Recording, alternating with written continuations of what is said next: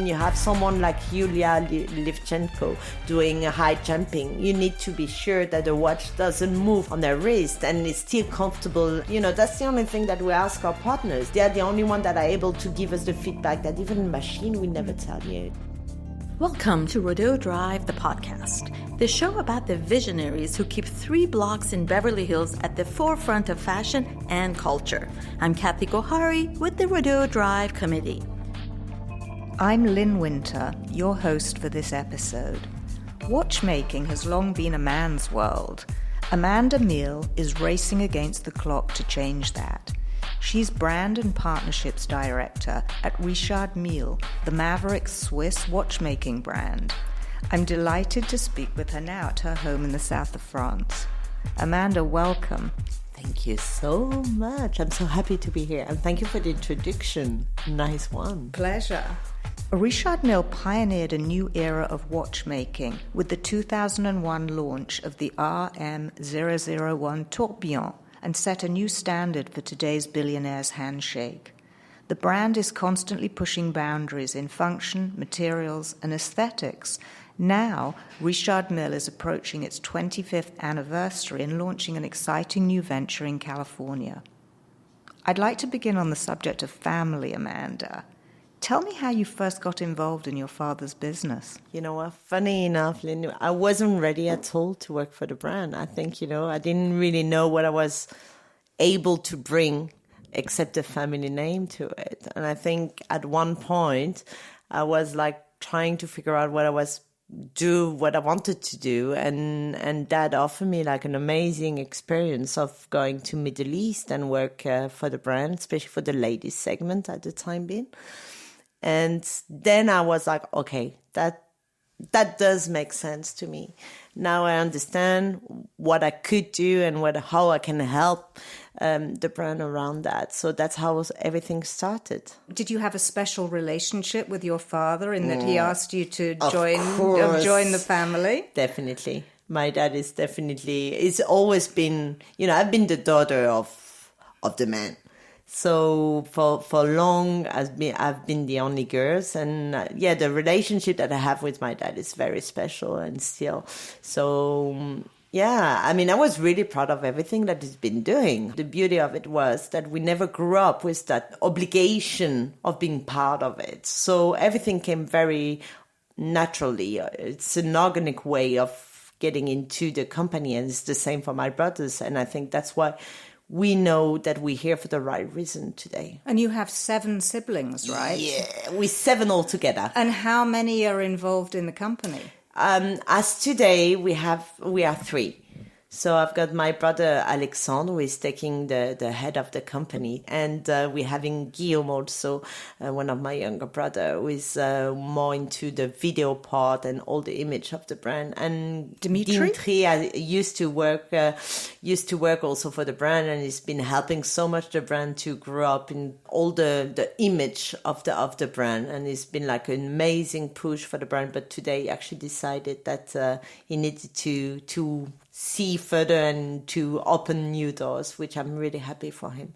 That's the beauty of it. Again, Lynn, it's just none of us have been obliged to do anything. Interesting. And so your father is less involved operationally, but still obviously involved on the company's board. So with you and your brothers involved, is there any type of succession plan? Like, who's going to take over? Is there a plan? Listen, I think we don't see it that way. We just want to fight to be able to continue what I've been creating. There is no time to look really as who is going to take over. Even though we're probably the younger generation compared to Dad's and Dominique in our generation, we believe that everything has been done properly and we need to follow up that way. Yeah, no, I understand. I mean, it's interesting, this sort of new luxury audience, the younger audience, really seem to favour experiences over possessions. And, they'd rather give like $1 million to a cause they support rather than acquire, a beautiful thing. How do you kind of accommodate that evolution in values? I think because we never played around that luxury world, Dad always been saying that we're not saving life, we're only doing watches, right? I read and that. It's so true. So again, we do whatever we believe it's good on the products that we develop, but at the same time, we never play a game around luxury world. I think as far as you can look at yourself in the mirror and still believe on what you're doing, you're doing right, the rest will follow.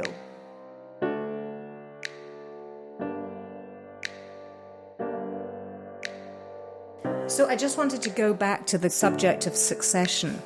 So I read that you reached out to Jeremy Strong regarding his character Kendall Roy in Succession about wearing a Richard Mille watch. How did that come about and what was the outcome? That was a super crazy story, which I love actually. And it's usually the way that we meet with the people, like the partners, as we like ambassador, that we actually are joining the family. But funny enough, I know that my brother Guillaume was watching the show and he really loved it. It was like, oh, you have to look at it. It's crazy. It's incredible. So I was like, okay, fair enough. And one day, funny enough, I received an email from Jeremy himself. Really? And I was like, oh gosh, I heard that name already. And then I actually sent him an email back saying, listen, I'm really honored that you contacted us and I will be happy to have a discussion with you to really understand what you're looking at. And the first thing so we actually set up a call, and he was in his house with his family. I was in my house with my family. And I don't know, we stayed for 2 hours talking about things that are not far away from business. But I just loved the fact that it was like, the channel wanted to contact you. And I was like, no, I need to contact you because I really believe that actually the brand is made for my character and I need to understand more about it. And I was like, listen, I'm super honored. And if I'm really honest, if the channel would have contacted me, I would have answered in a polite way, but I probably wouldn't have follow up on the conversation. And I don't know, it was like meant to be. The way that it was seeing the brand was far away from, the bling way. He wanted really to understand what was all about this brand, the family and all that. And we had the chance to invite him to one of our events in St. Barth for a few days. And incredible. I don't know, it's just, it was meant to be. Again, it was organic.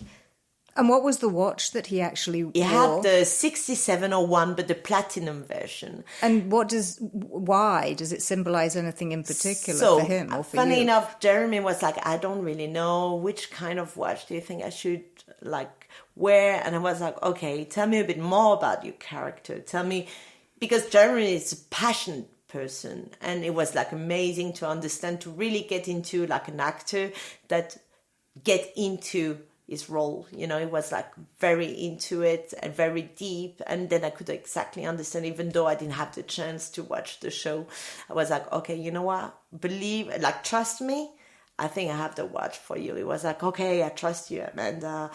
And I organized the watch, and the 6701, it's already something very iconic, I think, for the brand, because the brand used to have this tunnel shape version, but quite, I wouldn't say fat because it's never been fat, but quite thick, and the way he was telling me about his character was like, no, we need something a bit more classical in a way, but with a push of modernity behind.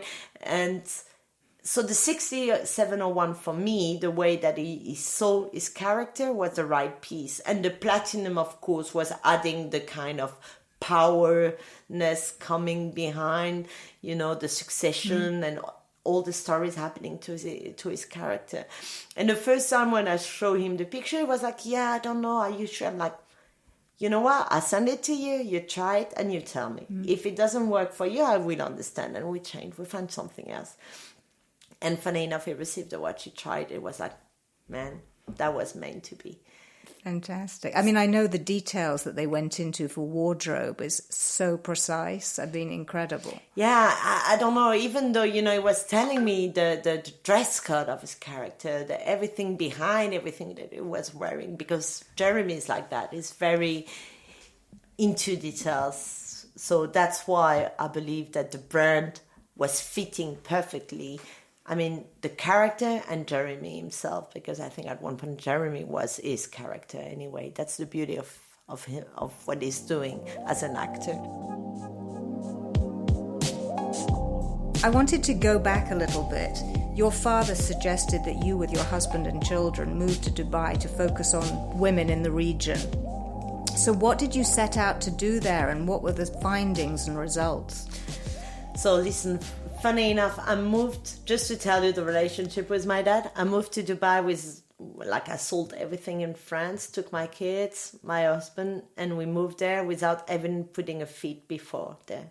So at the beginning, the question was, we actually recognized that the ladies segment was not as exciting the people in the region than the other part of the brand. So I was like, okay. And of course, as a European person, you're probably asking yourself, is it coming as a cultural fact, or is it, I believe that where we've been, the first thing we've done was to look at ourselves in the mirror and asking ourselves why it's not working. And of course, if you remember the history of the brand had been created by Dad, and it was definitely a man world, because he believed that ladies had jewelry and men didn't have their part of it, and blah, blah, blah. But the brand have been always working really hard and really deep into ladies. They took their time. We took our time, but because we didn't want ladies to be a plan B or an option. So actually, funny enough, for 2 years, I've been just doing afternoon tea with all these ladies, trying to tell the story about the brand, trying to explain to them what the brand was able to offer them. And where did you find these ladies? It's been, when I look at it, it's been crazy. Funny enough, I met one lady one day, one Sheikha. I had a conversation with her.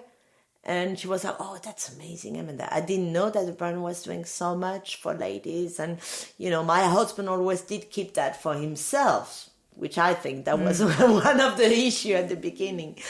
And so she said, oh, you have to tell my friends. So she was inviting me to the Palais to meet her friends and discuss about the matters. And it's just like... word of mouth. So much. Amazing. So much.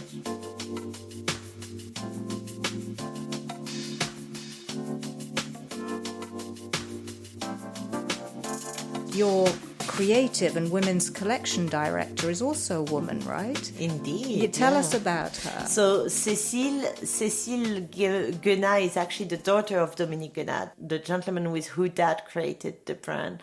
And she joined the company a bit before me, I think, a few years before me, and now she's taking over the whole direction of the creative part of the brand. And it's nice to have a lady part of it. We always think that we're not feminists. We just, when we believe on something, we're doing it. It does happen that at this time we end up being ladies, but if it was a man, as far as you know how to do you what you're good at and you're passionate, the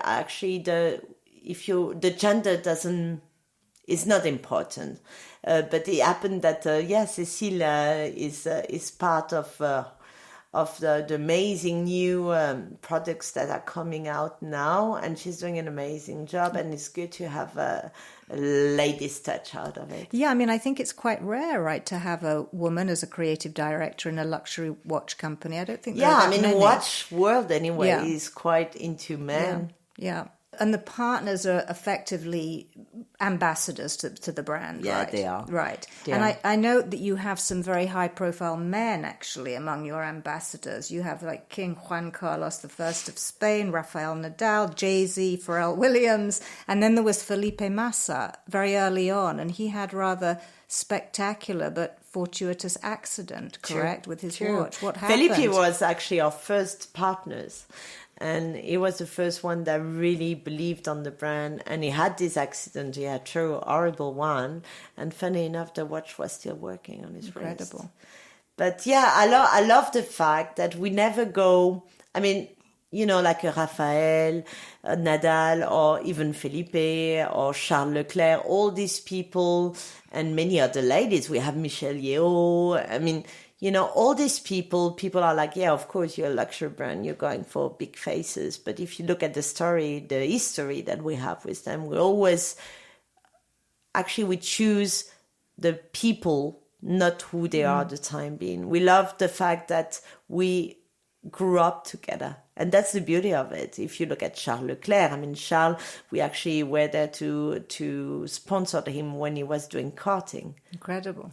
You see? So, of course, now today everyone says, yeah, Richard Mille and Charles Leclerc. But when not no one, but not many people were believing on him, we were there. And it's the same for many other ladies and men that we have in the family. And that's the beauty of it. We love beautiful story. We love to write new pages on the book. Yeah. And many of these people are really at the top of their game in incredible sports, golf, tennis, high jump, skiing, yachting, dressage.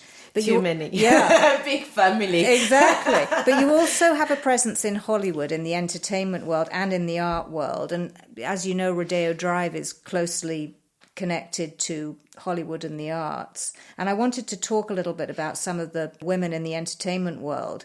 And you mentioned Michelle. How did the partnership with Michelle start very early on? It started very long time ago. I think, Michelle, of course, was at the time being already an amazing actress.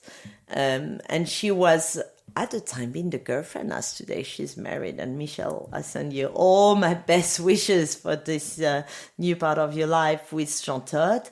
And Jean is a very close friend of my dad. So, of course, we end up, and Dad ended up being close for Michelle and knowing her. And I think at one point we were like, she loved the brand. And she's probably one of the first ladies that were able to wear big watches. And she was into Tourbillon. But she was into the technicity behind the watch. Not only, the beautiful little things with a lot of diamonds. She was already in the future.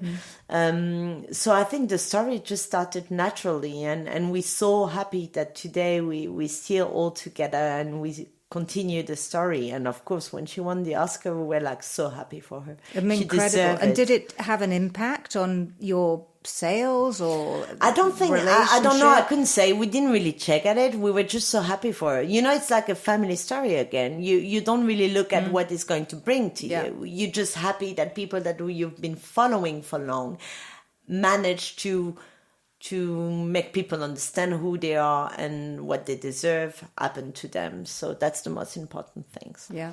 And I have to ask you, of course, about Margot Robbie, because we seem to be in a sort of Barbie madness at the moment. Was there any conversation about doing a Barbie edition of a watch? No. I think definitely not. But I'm so happy for Margot. And she's probably the only actress that have been able to do that kind of character. She's a risk taker, and that's why we love her. Even though, she's not part of the family anymore, she's been always with us. And we had such a good time and such incredible experience together that I think not many actors will be able to do what she's been doing for Barbie. So well done to her. It's great.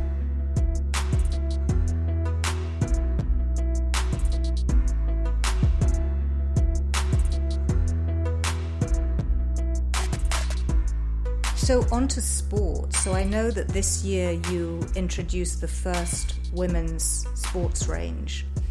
And it took quite a long time. And in fact, your dad has been quoted as saying that great athletes are like both winning machines and human beings. How does that kind of inform the brand? And did that play a part in developing this collection? It did. It did because...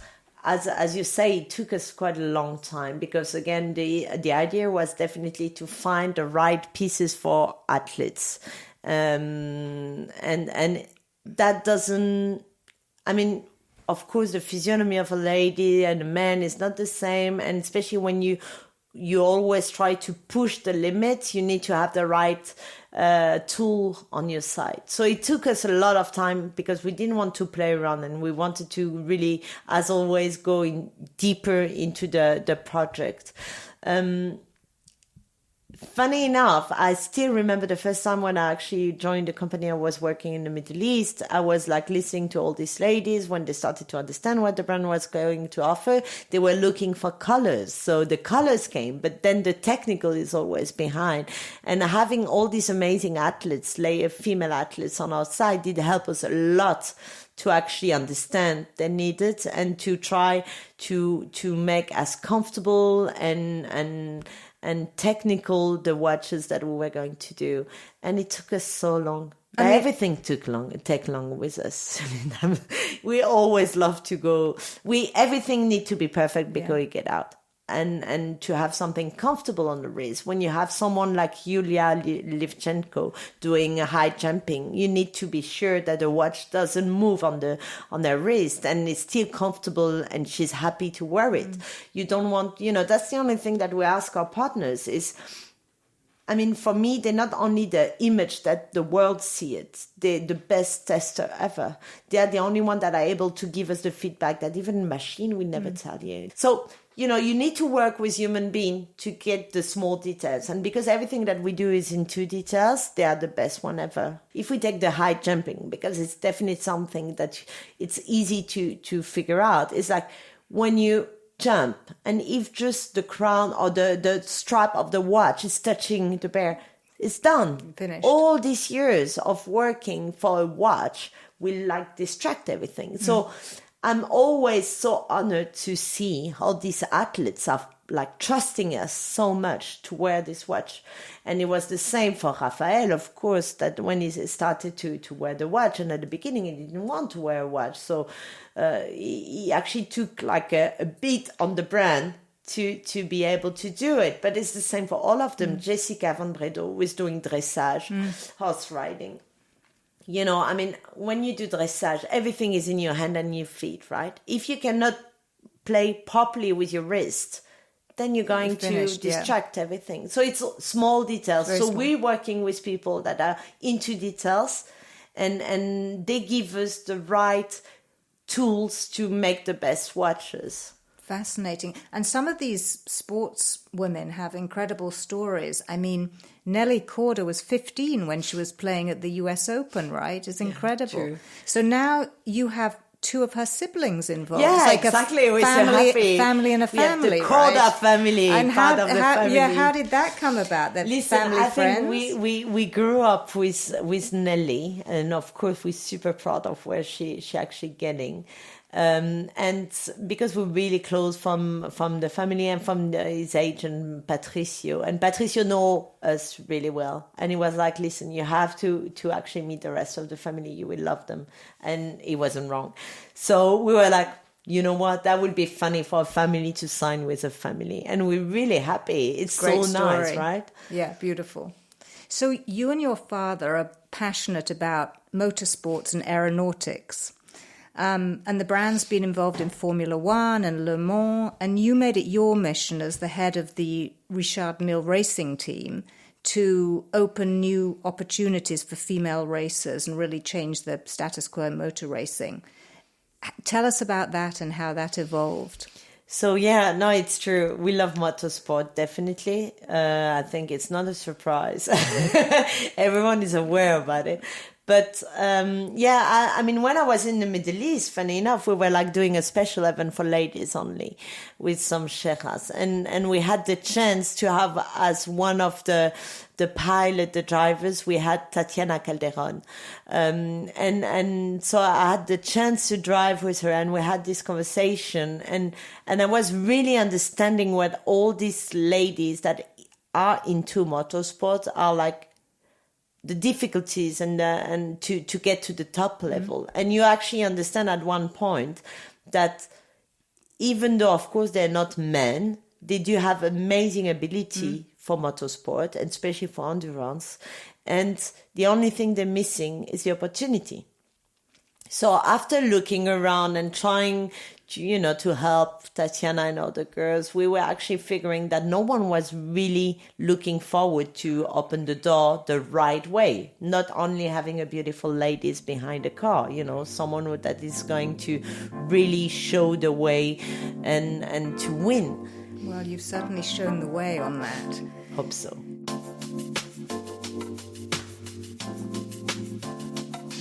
On to another type of motor racing. So coming to California for the first time is the 100% female competition, the Rallye des Princesses. Yes. So tell us about this fabulous competition that began in Paris and what it is. So the Princess Rally is, I have to say, it's probably one of the best ever. It's a female rally, as you say. I mean, in France, we do it only with classic car. That's the main point. And it does happen every year. We always start from Place Vendôme in Paris, and we end up in different parts around France. This year we finished in Nice, and we're really happy to see how people love this project, that we are able now to bring it, and because also John Simonian have been believing on it, the CEO of Richard Mille America has been believing on this project and is bringing the rally with Peter Otto to California. So great. Yeah, that's going to be, I'm really excited. It's going to be really a new step. And you participated in Paris this year, right? Yeah, I do participate every year. And do you drive or do you co-pilot? I do drive. You drive? Yeah, I do drive. So I've been lucky enough to do it this year with my daughter, and I was really happy. That was the first time that we had the chance to spend that many days together. And I hear that there's a road book, right? That you have to follow very carefully. How does the road book work? So the road book is, it look and it seems easy at first sight. And then when you start to understand, it's very complicated. Looks very specific. Yeah, you really need to follow up and to... I mean, it's not like having a map that you follow is way more difficult because, of course, they try to, get you into the wrong way. So you need to calculate the speed limit. You need to calculate the miles before turning left or right. I mean, it's a teamwork. That's the beauty of it. That's what I love about this event. Of course, there is the pilot with driving, but probably the most difficult part will be the co-pilot because he's the one on the road book. He's the one being able to make sure that we don't get lost. Because if you do get lost, you're not allowed to use your phone. Better tell you. You just have to find your own way. But this is not about going fast. It's no, actually it's about not. following it's a regularity rally. So the idea is, the time you're leaving in the morning, and for each step at what time you should arrive. And again, because we're driving on open road, you have to follow the rules of the country you're driving in. And also you need to calculate the right speed that you have to go. And you have to remember that you're driving classic car. So it's not as easy as your modern car is telling you exactly the speed that you're using. And where will the California rally take place and when? So that will be in September, end of September 2024, and that will be in the Napa Valley. In the Napa, beautiful. What do you wear? Is there a rally look? It is, actually. I think, that's the funny part, and that's what we were discussing with the team the other day. Funny enough, because of course there is a lot of rally, especially in Europe, a lot of rally happening, but a lot of them are usually with men, right? Probably because ladies are too busy to do that rally. But then the rally, the Princess Rally, it's funny to see every year all the couple, as we call them, are trying to wear the same clothes and to be comfortable, but at the same time always very elegant. So they're always pushing more to have the best look ever. So yeah, that's the beauty of that kind of rally. You go into of course you discover the food of the different places where you go, the scenery that you would probably never see it. At the same time, you're into a competition, but you want still look elegant and feminine. And no plans to make an apparel collection to go with the rally? Who knows? You never know. So far, it haven't been planned, but you never know what could happen. That's the beauty again of this brand. There is no plan. And how could you participate? How do people in California? So it should soon happen to have a website that you would be able to actually enroll in it. And I'm looking forward to meet everyone over there. Fabulous. So I wanted to talk a little bit about the arts. There was a RM6801 Tourbillon Cyril Congo, which was a watch made with the street artist, correct? It was the first collaboration. And you've also partnered with Desert X, with the Palais de Tokyo, and also with the Louvre in Abu Dhabi. I mean, you said earlier that your, father had said that you're not saving lives, but is the involvement in the arts part of a philanthropic commitment or not necessarily? Of course it is. I think that we're lucky to be where we are today. But what's the beauty of having this success if you cannot share it with others? Yeah. So, of course, it can be with different charity, but art will be the same because we know how difficult it can be for artists to try to live of their art before. We know that most of the story, which are quite sad, they're actually getting the success when they pass away. So you need to be there to give the opportunity to these people to have the freedom and the ability to live their arts. And, when you succeed on something, that's the beauty of it. That's the only luxury of being part of this success, is to being able to help others in different way. And they inspire you so much again, And in talking about philanthropy, I mean, Richard Mille also supports the Paris Brain Institute, correct? Yes, indeed. And is there something particular research that you're supporting? No, we're supporting.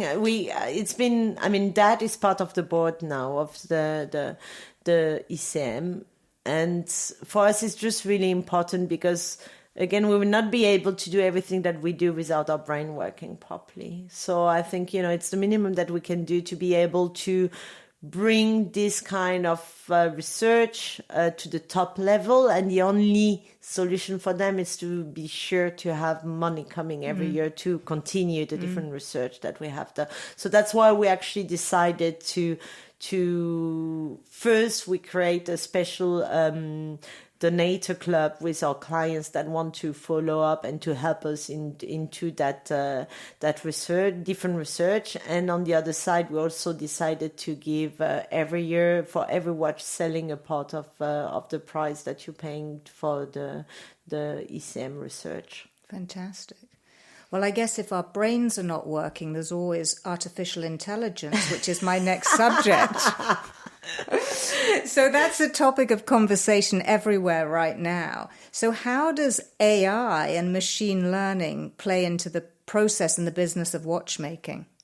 For us, I don't know, not much, I would say. Not yet. Lucky enough, our brain are still working. I don't know for how long. That's probably why we're making sure that the ICM is able to actually save us. I mean, I know that people are using AI for operations to analyze sales trends, supply and demand. I mean, it's fascinating. And I was just curious if it had started. No, I think for us so far, we're still playing with we're playing with the toy that we understand, that we're able to follow up on. So Richard Mille watches are among the most expensive watches in the world. I read that the highest price reached at auction was over 6 million Swiss francs for the skull, RM 5201 skull, Tourbillon, Vanitas Vanitatum. So, and they're almost impossible to acquire, right? So how does the system of pricing work? I tell you, and it's super easy to understand at the end. If you look at, let's say we were discussing about the 0704, but it could be also, all the different pieces that we do. If you look at the different pieces that take us a minimum, for some of them, 6 years of research and development. And at the end of these 6 years, only 30 pieces will come out. So, I mean, the calculation is quite easy. Plus all the different, as you know, I mean, we always love to use new materials. We want to push. And these materials, before they've been used, you need to find the right way of treating them and working with them and all the different tests that we do with it. So, I mean, all that make, of course, a certain price for these pieces. And everything is made in Switzerland? Yes, madam. Indeed. And most of it is handmade. And then you have all the tests behind. And I mean, it's just at one point, that gives us the possibility and the opportunity to make people always surprised and excited by what we're coming out with. The time that is taking to develop or even though to think about a piece and then to develop and then to test her, and all that does have a cost. And if we want to continue being able to make people dream, that's what we need to do. Understand. And so you make around 5,000 watches a year. How do you get to that number? Are they pre-sold? I wouldn't say pre-sold because, but of course, I mean, the demand is so high that for sure it's difficult. And I'm sure a lot of the people listening will say, yeah, of course, every time you go to a boutique, there is no watches to see, because it's true, the demand is really high. And you know, again, when you do the production the way that we do it, it takes time, and it's not like a mass production that, let's say, 200 pieces will arrive on the market. And for us, every piece is unique at the end, even though they're not a unique piece, but they're so unique by themselves that they take long, and you never know when they will arrive. And so, listen, we're lucky enough that people trust us and understand what we're doing. It's difficult to be able to find a piece today. And is there any special formula for supply and demand, or not really? So don't ask me. That will be the first. No, I think there is none. I mean, you know, again, we never... That's the beauty of our brand, is we don't have any, like, guides, you know, like... for the way that we choose people working with us, for the partners, for the different brand that will come, the different watch that will arrive in the market. There is no like special guide that we need to follow. So it's just a feeling. It's just, you know, I mean, we know, and we're not laughing at the fact that people are frustrated not being able to get their watch. We know how difficult it is, but we know also how difficult these watches are to be made. Interesting. So you've also got your critics. So, you know, the watches have been called toyish, overcalculated. Somebody described it as like a neon Lamborghini rather than a stealthy spy plane. Do you respond to critics? Do you care? Of course, you always care of what people think, as far as there is a sense behind. Let's say, of course, you listen, but I believe that we are straight in our foot, and we can look at ourselves in the mirror. We know that we're not playing with people. You cannot please everyone. That's normal. As far as we please ourselves and we make sure that we never like play around, you know. And critics will always help us to grow up. So there is no issue behind that. Yeah.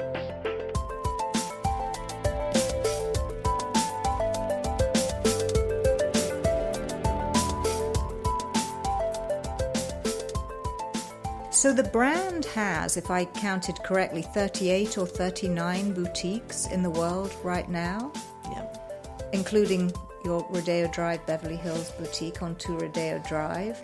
And the family is still involved, and there's not very many private luxury watch companies, and Kering were interested in taking a stake in 2013. Is the company going to stay private? Definitely. No, I think, you know, I mean, to be able to do what we do and the way we love to do it, there is no other choice, and we're happy that way. Great. And so what about the watch market and the crash last year to do with, you know, the grey market, cryptocurrencies? Did that affect the company in terms of your customers? I don't think it did. Of course, you have to always be careful because, you know, everything can happen. Again, when you have a small production as we do, is of course way more... It's not as difficult probably than for the others that are having huge number of pieces to sell. But no, lucky enough, again, we've been following the grey market. It's definitely something that you have to have a look at it. Exactly. So the automotive and aeronautics worlds are foundation to your watchmaking. What about space travel and work work by organizations such as NASA. Is this an area that you're exploring, like, for example, watches for astronauts? But listen, I think, of course, it's always probably in our mind, especially with Pharrell, because Pharrell loves space. So we're always looking at it. And I think also the different products that we use, it's always close from the new materials that have been using by the NASA and all that. But so far, we didn't found the right project with the right people, let's say. Well, with so few watches in the market, I read that your brother doesn't wear one. Yeah. Do you wear? I see you have no watch. No watches. No, we have to leave them to the clients, right? Good. No, it's true. No watch. Fantastic. Thank you so much, Thank Amanda. You so much. It was a pleasure talking to you. Same here. Amanda Mille is Brand and Partnerships Director at Richard Mille. She was named last month in the Financial Times as one of 5 prominent women in the world who are making the watch industry tick. Rodeo Drive, the podcast, is presented by the Rodeo Drive Committee with the support of the Heyman family, 2 Rodeo Drive, Beverly Wilshire, a Four Seasons hotel, and the Beverly Hills Conference and Visitors Bureau. This episode was hosted by Lyn Winter. I'm Kathy Gohari with the Rodeo Drive Committee. Join us on Instagram at Rodeo Drive.